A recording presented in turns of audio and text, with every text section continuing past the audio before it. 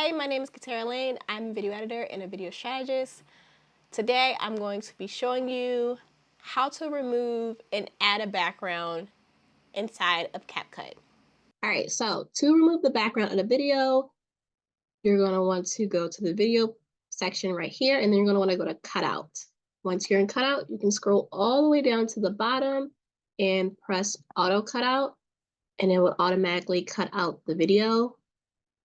While it's doing that, you can find whatever your background's going to be. So I actually have a whole folder just for backgrounds. Now you're going to want to put the first video that's getting the background cut out on the top, and then put your background on the bottom. So the background should be in your talking head video, or your other video should be on top of the background video. So this is actually the wrong ratio right now. So I'm going to flip it around and change it.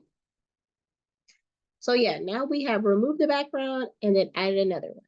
If you have a blog and you want to start creating video content like YouTube videos or short video content like Reels and TikToks, I actually have a video editing course that shows you how to edit talking head videos on CapCut. If you're interested in that, I will link a video talking all about it, and I will also link the website down below.